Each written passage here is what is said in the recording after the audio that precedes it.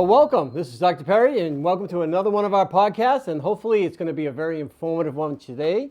We're going to talk about the sexy topic of insurance. I know people are going, oh, insurance. Why do I need insurance? Everyone needs insurance, and we have a really good special guest today, Randy Fine. I'll let him introduce himself in a minute. But, you know, we spend all of our time learning how to do clinical, spending our time on education, and then people don't even spend any time thinking about insurance. We don't think about life insurance. We don't think about disability insurance. And we have the special person to help you out and understand today. And I want to say thank you, Randy, for coming on today. And tell us a little bit about yourself. Thank you, Dr. Perry. Really a pleasure to be with you on your programming here. And always appreciate the Tufts group to have conversations with. Our firm, Robert Fine and Associates, has been around for 50 years. We originally were established in Worcester. We now have a main office in Framingham. Our specialty is work with medical, dental professionals, helping them establish protection limits that really become the foundation of their financial plan.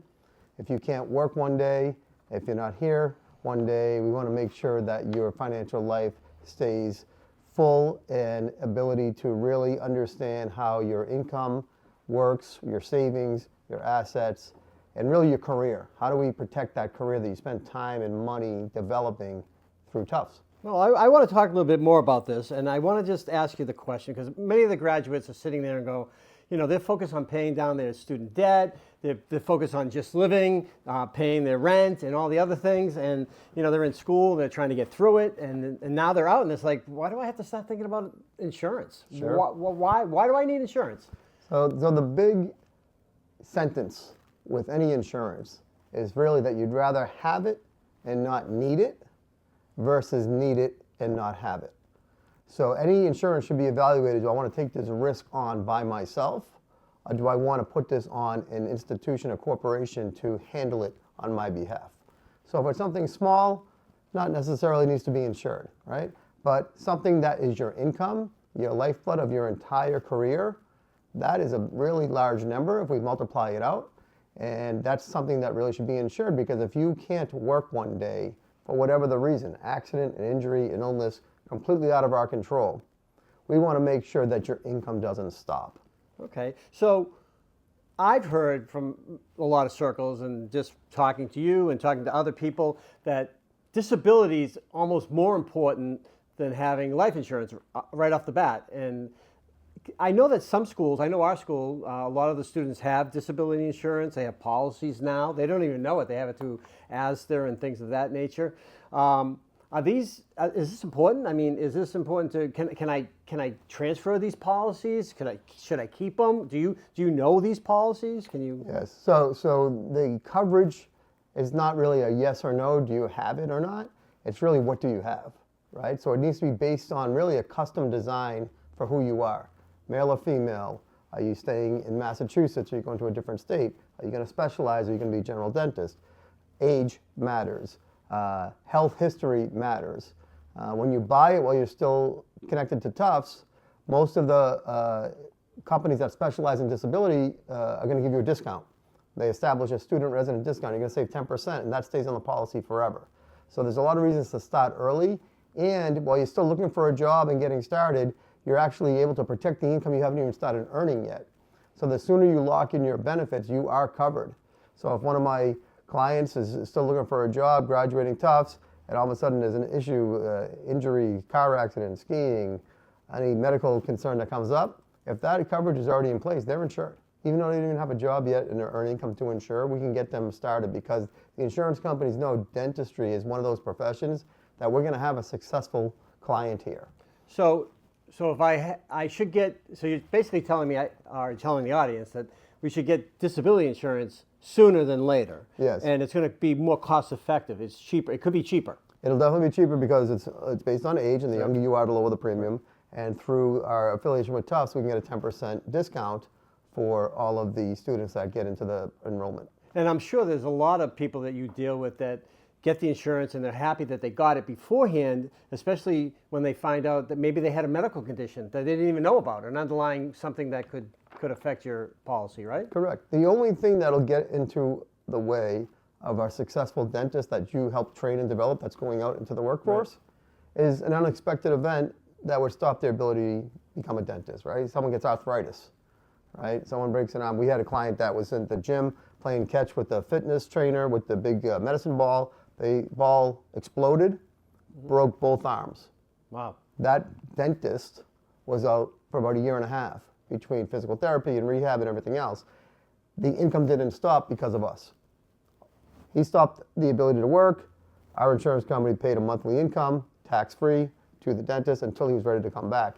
And then, I know you and I talk about this a lot, there's different features and benefits and riders you can then also have on your policy, right? Like a cost of living, where each year the benefit would increase due to a cost of living rider that we put on the policy. Which is very important. Right. There's also student loan protection. So now you say, well, I got my income, but I still got to pay my student loan. They don't care that I'm injured or not, right? Right. So now we have a student loan rider we can put on the policy that can say, okay, Dr. Perry, here's your income check, and here's also a reimbursement check to pay your student loans, so you're not going to go in default even though you're not working. So that's kind of a new R&D in our industry, where you can have a student loan rider separate from your income and make sure those bills are paid and you're not being chased for that the rest of your life. Right. So I also heard that you can have like owner occupied for your occupation, and I got two questions here. One, if your own occupation, I'm a dentist. I can't work as a dentist because I hurt my hand. This is my money hand. I hurt my money hand. I can't work. I still got to feed my family, like you said. I still got to pay my student loans. I got to do everything else. Are there policies that protect my occupation, that I could do something? Maybe I could still walk and I can still talk. I could be an instructor or something, but Sure. I'm not doing dentistry. Right. So I'm in my 36th year in this career, so I've seen a lot. Yep. I had a dentist. He had a practice on Cape Cod, thriving practice, 41 years old. We set up his disability and life insurance when he got into practice. He called me one day, hysterical. He says, I need to come see you. He drove to my office. We sat down in the conference room, and he started sobbing. He says, I can't do it anymore. I have a tremor running through my right wrist that I've been trying to not show patients that I have an issue, and I'm shaking during, he said, it's terrible. He goes, I'm fighting it. I went to neurologists. I went to all these things. They're saying maybe medication, maybe surgery, but probably nothing is going to solve it. And so his occupation as a dentist is now, it's over. He has to sell his practice, get what he can for it. But he's 41 years old. Wow. There's a lot in life he can do. He's not parking in handicapped parking spaces. Right. But yet he's disabled from his career. So that's the only occupation. He now went back to School? Yeah, back to where he went to dental school in Chicago. And he's on faculty part-time. He can't do clinical, but he can lecture. So he's getting $100,000 tax-free from the policy we set up when he was perfectly healthy. Oh, why do I need this? Can I wait? Why do I need to set it up now? We set it up. He's getting $100,000 tax-free income annually from that policy. Right. He's now working part-time at the school, making between $60,000 and $80,000. He has a full life. He has a wife. Right. He has a mortgage. He has a baby. He's got financial security. Financial security, and he can still do something else because of what you said. He has that special definition. It's not any occupation. It's if you can't do your own occupation, even if you can do something else, we still pay the claim because you can't do your occupation. So the takeaway that I'm taking from this is that not all policies are the same. Correct. And you specialize. You don't just deal with one particular company, right? Correct. You're a broker. You can go to any company, whatever's best for the client. Right. We represent the client, not the insurance company. So there's certain conditions that people might have. They might say, well, that company's not going to be the best to go with. They don't tolerate that shoulder, neck, back, ankle injury, but this one is a little more lenient towards those concerns. Okay, well, now my next question, because our audience will say there, well, yeah, I hear the disability stuff. Yeah, I know it's important, but I'm going to go work for a DSO, and they actually going to give me disability insurance. So why do I have to get my own policy? What's the advantage of having my own policy versus having the DSO's policy? And should I say no to that or yes to my own, or why? Really good questions, because we get this a lot. So, like I said earlier, it's not whether do you have it or not, it's what do you have. And the DSO could be a good start and a foundation, but it might not be everything you're eligible for. So we can supplement that with a personal policy to get you to your maximum limits. The mistake a lot of people make is they feel like they check the box, they're all set. And again, you can look, I was with a client last night and we looked at what her benefits were, and they had disability insurance, but it was bought 10, 12 years ago when income was less, so the limits are very light to who she is today. But if you have your own policy, my understanding is that my own policy, and I pay for it out of my own funds, if I ever went disabled, it would be tax-free, versus if I have the one by a DSO or a company or wherever I'm working and they pay for it, I have to pay taxes on that money, right? Correct. So that's a very big difference, and you don't find out until claim. The problem with the type of planning we do is hopefully you never need it. Right. But if you did, that's kind of when you find out how good or not it really is. So something could be like, oh, mine's cheaper, mine's better, look, I pay less. Yes, but what are you getting if something were to occur? The whole key is we're protecting your financial future. Are we doing the best job of that by putting this policy into place? So we could have a DSO or even like a small group benefit through our employer, but it might not be everything that's for Dr. Perry's best interest of what you want to cover. So we would keep that, because typically they're not an expense to you, and we would supplement on top of it. All right. Randy, a lot of my listeners are listening here and they say, okay, I'll buy into the disability. I see it's important. I understand maybe I should have my own policy. I'll see what I can afford or whatever. But I'm in Boston right now. I'm going to go out to California. I'll wait till I get to California, and then I'll do it. Am I better off? I'll just wait. And what's the difference? I mean, it's just going to be a few months before I graduate. I'm going to be in California or Texas or wherever the case may be. Is there a difference? So fortunately, there is a difference, and fortunately, we can get ahead of it. So you pick two great states, Boston and California, for a lot of different reasons, but the pricing difference for whatever reason in California for a dentist is almost double for the same policy you can set up today in Boston. And once you set it up, you own it forever. There's no like, oh, we changed the address, we need to increase the rates. So it's set it up, it locks you in, locks in your age, locks in your health. Even if I move to California? If you move to California, it's portable, it carries with you. So I think California over the years had a very high experience of claims with dentists. So that's how the insurance companies move the conversation around. They're like, well, how are we going to determine the rates? Well, for whatever reason, California and dentists were a sore subject for a lot of the insurers. The only way they can combat that issue is to raise the rates.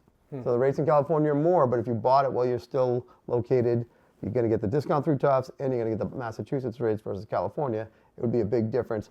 Waiting is never a good word. It's not just Tufts. I mean, it'd be any dental school, right? Correct. The dental I don't want people themselves. to think it's just Correct. Tufts. Correct. Well, you have the Tufts logo on your jacket, so I got you. Yes, any of the dental schools, the discount and obviously the location does matter, even though it follows you wherever you go. And I think what people originally think about disability is like, oh, well, I'm standing behind the chair if something were to happen. You could be skiing in Colorado on vacation on a Sunday afternoon, and some kid wipes you out, and you're injured to the extent that you cannot work anymore, you're covered. Right. So it's really, it carries around you, not just the dental school or the practice you're in or where you're living and during work. It's 24/7. So my listeners might say, okay, Randy, I like you.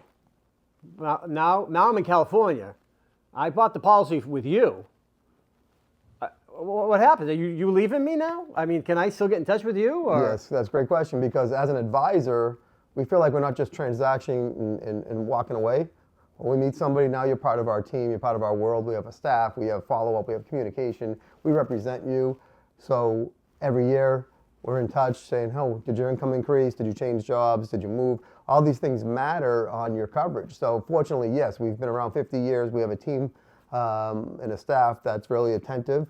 And it doesn't matter if you're in California or Massachusetts or everywhere in between. We're fully licensed across the United States. I want to switch topics a little bit. I want to get to we'll get back to disability and we'll wrap that up again, because there's so many questions that we can go into this. But let's talk about life insurance, because I'm sitting there going, some of my listeners are out there and they go, I'm married, I got kids. Yeah, I understand I need life insurance. If anything happens to me, I want to make sure my wife's taken care of, my husband's taken care of, my kids are taken care of. But hey, I'm a single guy or I'm a single woman. Why do I need life insurance? I don't really care. I'm done. If I'm gone, let them take my loans. Let them fight over my debt, right? Exactly. No, it's a good question, because it's really, initially was a needs-based conversation. How much do I need? What do I need it for? And I've changed that four-letter word in my language to my clients, and I use the word want. right? Why do I want the life insurance, right? Yeah. So you need to be ahead of the curve with any insurance. You need to have it before you need it, like we said earlier. And with life insurance, there's going to be some future wants for it if you don't have the current need. So if I'm single and I'm just graduating school, like, why do I need it? A, it's very, very inexpensive. Again, you want to lock in age and health, because once you have it, you have it. And the third thing is you're going to want it in the future to either protect a business loan. You may be required to get it for a bank loan. Wait. You said a very important word here, because some of my listeners might want to buy a practice Correct. or become a partner in a DSO or whatever the case may be. And to borrow money, they're already in debt. They're going to have something. Someone wants to protect their money. Right. If I'm gonna lend you $1 million to buy a practice as a bank, I'm gonna say, I love you, Dr. Perry, but just in case you slip and fall down the stairs, I don't want to be out $1 million as a good guy lending it to you. So we'll put $1 million life insurance policy. We'll put the bank as collateral. We know nothing's gonna happen, but in case it ever did, I don't want to start liquidating chairs and supplies. I just want to be repaid on the loan that's due. So most banks will require is a big word, as part of your ability. You have this big excitement, I want to buy a practice. Well, you can't qualify for the life insurance at that time because you have a medical issue or something that came up. You might be in jeopardy of even getting the loan to buy in for your future business venture. So again, if you establish it now, want before need, you always have it, and that can be then assigned later for that potential business acquisition. And as you grow your personal side, your wife, your children, other things you may want to protect that are valuable to you and your family, then you'll have that insurance initially for your parents that paid for your dental school maybe, or whatever it could be. So early in action on both of these conversations for life and disability is better than delaying and waiting. Because, I mean, there are instances, I know you can tell plenty of stories. I know you have 36 years of doing this. I know you've got plenty of stories to say, but you bring up the point that, earlier better, cut the cost. If you're healthy, everything's great. You could come to the point where you need the life insurance now, but you may have some health issues. It may cost you more to get it. Correct.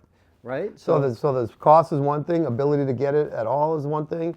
So what our firm does is we navigate the entire marketplace. So again, we're not restricted to just one company to say yes or no and hope for the best. So you'll come in, we'll do an assessment of where we are, how much coverage we're looking for, where's your income, what's your medical history that we should be concerned about. And I might say, Dr. Perry, in your case, this company would be perfect because they have a higher tolerance for some of these concerns we have with your underwriting. Sometimes I'm surprised. Sometimes even doing this 36 years and I'm second generation. So that's 86 years if you put me and my dad together, right? Yeah. We've seen a lot, but even we're still surprised. I'll see an application go in, I'll say, oh, this looks so clean, we'll have it next week fully done, and all of a sudden it's declined. And I'd be like, what did we miss there? And then the other side of it, I'm like, wow, this looks like a mess, right? We got 19 doctors that they've seen in the last 3 years, something's going on, and the insurance company's not gonna like it. And all that stuff becomes benign, no problem. We can issue a policy. So sometimes clients try to underwrite themselves, like, oh, I have no problem, everything's fine, and oh, I have so many issues, they won't take me. You just don't know, because what they're looking for or not looking for might be different than what you have as a condition that may or may not be a big deal. So I get confused with the insurance world. Let's talk about life insurance still. Term life versus variable life, whole life, all that stuff. Why? Why do I need this different one? Why don't I just get the cheapest policy? I guess to give you a good analogy in your world is, as a patient, what's the difference between a root canal? I hear about veneers. I hear about, do I need to see a periodontist? Do I need to see an orthodontist? Right? It's all terminology, but when you're in the space, you truly understand it. And as a consumer, it's a lot of mumbo jumbo, right? So term life, very simple. You buy a fixed amount of insurance for a fixed amount of years for a fixed cost. So $1 million policy for 20 years could cost $100 a month, and that never changes. The rate never changes, the insurance never changes, but the downside is in year 21, you've outlived your coverage. So the good news is you're still living, we didn't pay a claim. The bad news is your coverage lapsed out of benefit because you outlived the term. Now you got to get something else. Now you're 50 years old or 60 years old and you outlived your term. Now what are you going to do if you still want, again I use the word need, but you still want coverage for kids, grandkids, debt, income, for whatever. That's where the other policies come into play. Term life is like temporary coverage for a period of time, but very inexpensive. So as our graduates are coming into their careers, it's an option that makes a lot of sense. Earlier, better still. Of course, age and health. All And then right. the whole life in the universal that you're talking about, it's a longer commitment, but it's enforced forever. Okay. Right? So you're always going to have something. As long as you pay the policy. As long as you pay the premium, you're going to have policy that's building up. And it also builds up a savings plan called the cash value. So a lot of our clients like it for the fact that, hey, if I put $1,000 a month away into this program, not only do I have insurance that will never expire and always be there for my family, I also have the ability in retirement or before retirement to draw down on some funds to buy a house, buy a practice, pay for my kids' education. Right. So it builds a tax-free environment under that life insurance umbrella. So clients like it because it builds a tax-free environment. It's safe. There's no market risk. So the other day, the market's down 1,000 points. All of my whole life policy holders, their account can only go up contractually. So it's like a safe, long-term place to store funds, and you can't be sued for it. So a lot of medical professionals like that because it's an asset that's protected. That's great. So, all right, I'm going to buy into everything you're telling me. I need. You're easy. I want life insurance. I want disability. It seems like I want disability first before I want life insurance. But, you know, I don't want to fill out that big pack. Do I have to fill out all these forms? I mean, what is it? What's the intake like to get these insurances? If anything, we've learned to simplify that for clients because of that over-exhausting amount of how much data. Like when you fill out a mortgage, you feel like you just gave your whole life story over weeks and times and downloads and bank statements and financial statements. With the insurance, it's really come down to we take 5 to 10 minutes of information, name and address and date of birth and where you're from and all that kind of stuff. We plug it into our e-application system. We get it over to you for an e-sign. You e-sign, you answer some medical questions, boom, your application is now in underwriting. Can you do both at the same time? Is it two different forms for like life insurance and disability, or would they be both together? That's a great question. So it would be 2 separate e-signs, but all the data is there. So you'll have to do the data once, and it will feed both, and you'll be e-signing, okay, this is me, yes, let's apply for coverage. And so we've been able to really, more in a rapid fashion. I've always been meeting with clients, going to their homes for dinner, meeting them for coffee, meeting at my office or their office for our entire careers. COVID obviously changed that a little bit and made it more like, hey, we could do a Zoom, we could do a phone call, we could do an e-sign, and no matter where you are in the country. No matter where you are, right. So, well, when we broadcast this podcast, we'll put on all your information. If people want to reach out and find out, hey, I want to talk to that Randy guy. I want to see what he's got to tell me what I need and what I don't, or what I want and what I don't want, and help me along. So, you know, maybe some of my listeners are out there and they're going, okay, I like what Randy's selling me or telling me, and well, I see all these commercials on TV for different life insurances. What's the difference? Why should I buy it from you versus that? Yes, that's definitely been a source. I look at it as a plus. It's a really good source of information, of awareness. People are driving the car, they're hearing these commercials. You know, maybe it's jogging their brain a little bit to say, oh, I've got to probably take care of this too. I never thought about it until I heard that commercial. So it's almost like marketing for all of us in the insurance space, having such a nonstop advertising for the product itself. The company, the difference is like anything else, you know, when they tell you it's something, until you then apply, they don't know what your blood pressure is or what your cholesterol is or your family history. So I don't know how they can give a price or a quote randomly. Oh, a male, 52 years old, here's your price. Like, really? You know, and then they call and they find out, oh, you're on medication. Oh, that's going to be different. Or, you know, so I hear that a lot from our clients that have been involved in those conversations. That I had one yesterday that called me, and he's in a auto business, but he needs $1 million loan for the same thing, for the bank and the lending and all that. And he says, I didn't want to bother you because it's a small thing. I'm like, there's no bother. This is what we do every day, right? It's like someone saying to you, oh, I have this cavity. I don't want to bother you. I'm going to call. Like, this is what we do, right? Exactly. So he says, I listened to one of those ads. I called. He said they limited me to $350,000 when I need $1 million, and they won't tell me why. I'm like, it's got to be something that was in your records that they're uncomfortable going higher, or maybe based on your age or the amount. I'm like, I don't know why they're limiting you, but we have open architecture, so you didn't want to bother me, but now you're bothering me. We're going to get together and we'll get it done correctly for what you need. So mass advertising, just like anything else in mass advertising, it might not be exactly what you are. And the key... And who do you talk to afterwards? That's what I was going to say. The key is the advice, right? So we don't charge a fee. right? Our compensation is built in. If we have a relationship, we're able to get you the products and services you need. We'll get paid directly from those financial institutions. So we don't ever have to charge our clients a fee. So I don't want my clients going, oh, should I call Randy today? Oh, am I going to get an invoice for it? Like, no. Open architecture, no fee. You get the consultation and the advice, but you don't get the bill. Yeah. So, I mean, this is really good information for our listeners because, I mean, a lot of people just, you don't know what you don't know. Right. And unfortunately, sometimes you find out when it's too late, when you really needed it, and when you should have wanted it a long time ago. But, you know, I know that you do a lot of services and you talk to a lot of people. I know that for my students, I make sure that they're educated and they understand it and they're making right decisions before they graduate, because by the time they graduate, they're ready to run and they're ready to have businesses and be associates and do everything and protect their families and have quality of life. Now, I know that you do those services for us. With my students, we have Zoom meetings with our students, and not just international students, it's with all students that you do it. And I'm sure you would do it for other schools too. If they reached out to you and you wanted to do something like that, they want to have a Zoom call or something like that, you could have one-on-one conversations or whatever the case may be. Yes, absolutely. I mean, the goal is really education. It's not even selling. It's really educating on what's possible, what you need to know in these areas. Like you said earlier, you go to dental school, you're worried about clinician, you're worried about speed, you're worried about hand skills, and you're worried about all the things that it takes to become a strong dentist and business person. They just don't have the classes on the finance side on how to protect everything you're going to school for. We almost should have like a CE class once a year at Tufts and have like a program where like they need to sign in and sign out to learn these skills, because it's vital once you leave the school environment and you're a real practicing dentist to make sure you have it. It's real, yeah, exactly. It's real. All right, let's go back a couple of things. Tell my listeners just on disability. Let's go back to disability again. Give me 3 important points that they need to know about disability, whether it's, you know, whether they come to you or they go somewhere else. Mm-hmm. What 3 questions should they be asking?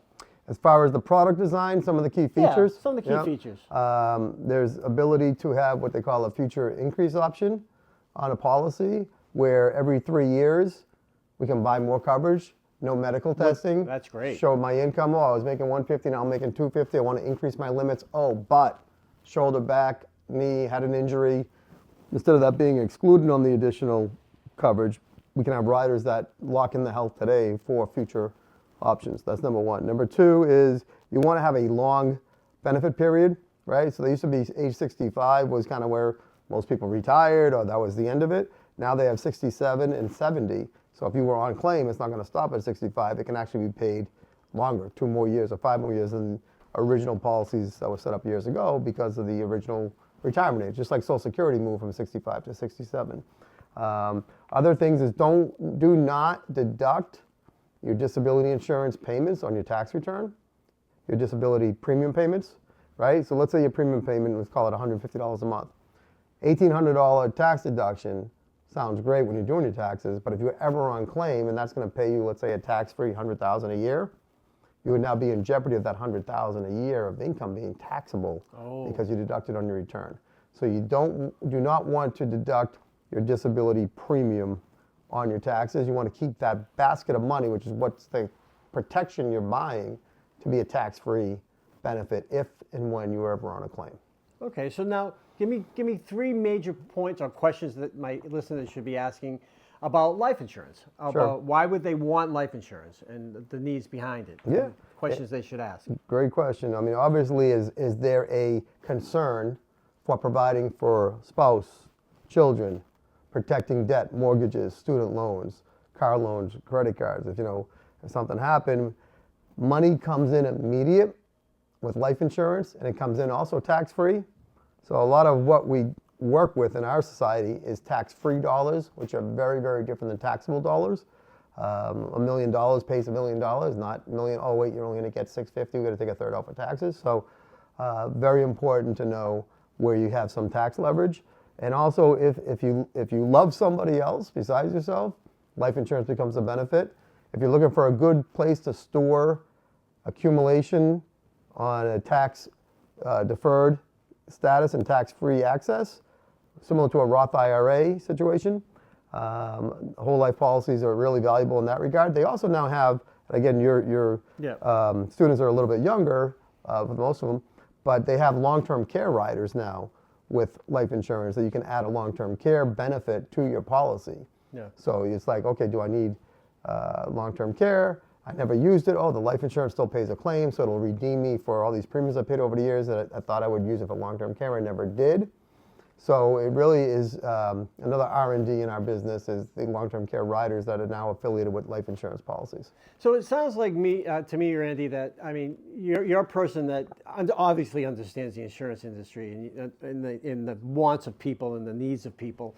But it goes beyond that, right? I mean, you talked about relationships. It's really important to have that one-on-one that I can call you and say, hey, Randy, I got to know, what's happening. I got a hand problem or a death in the family, God forbid, or whatever the case may be.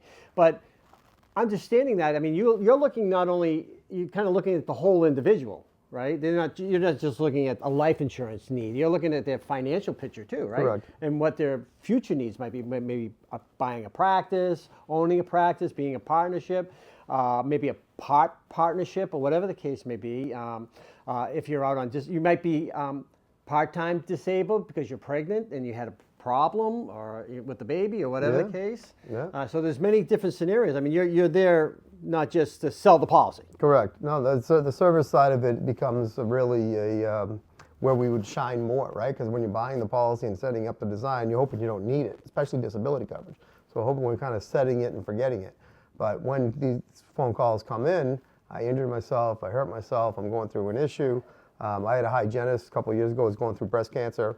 So immediately her disability would kick in, A, because of what she was physically dealing with, but B, she couldn't go to the office, she couldn't be around germs. She was disabled from her career, whether she could fight through it or not, as far as strength, because she couldn't be around the germs. She couldn't be in a dental office, right? Going through breast cancer treatment. So she was out about 2-3 years. They waive the premiums, by the way, when you're on claim.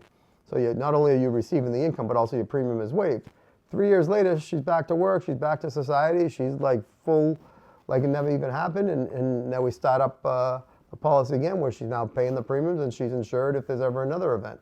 But during that 3-year period, they experienced that income, one less thing to worry about going through the treatment. Yeah, there's plenty of things to worry about. Right. Is there anything that you could tell our listeners that I know we've just really touched the surface of things, and when this podcast is aired, we're going to have plenty of questions, and I'm going to be pushing them to you because I don't know the answers to these. Okay. I know you know the answers. I'll stay in my lane, you stay in your lane, and we'll be happy.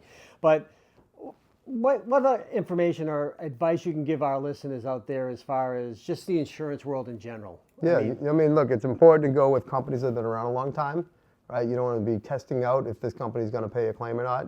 Anybody that's been around over 100 years obviously has a history. Name some companies, just so people hear names. Yeah, I mean, you might hear about Guardian. They're one of the best and biggest in the medical space. There's also Principal, Mass Mutual, a number of different carriers that will focus on what is in that specific marketplace.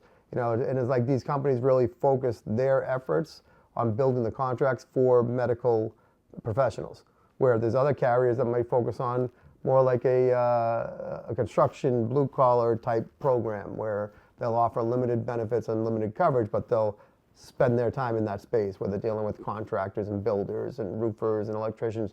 These other companies are like, no, we want the white collar, the white coat professional, and we're going to design our products and services that are really valuable to people in that space. So it's important that your advisor knows where to take your application and your data to get you the best policy for what you're looking to achieve in your space. So pricing may be different depending on but you got to know the company behind it. So Correct.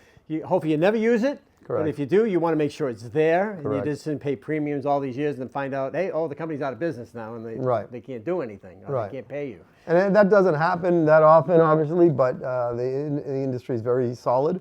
But sometimes clients will ask, like, why should we send our application to this company over that company? Is it pricing?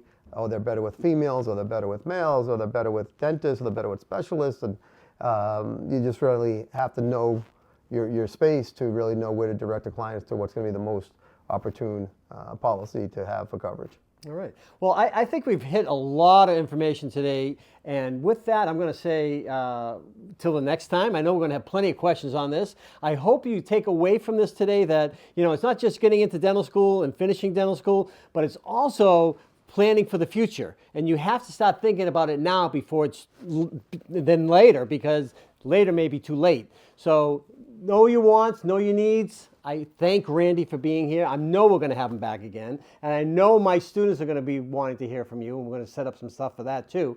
But thank you. Keep in touch with Dr. Perry's podcast. Make sure you spread the word. Have a great day. Bye-bye. Thank you.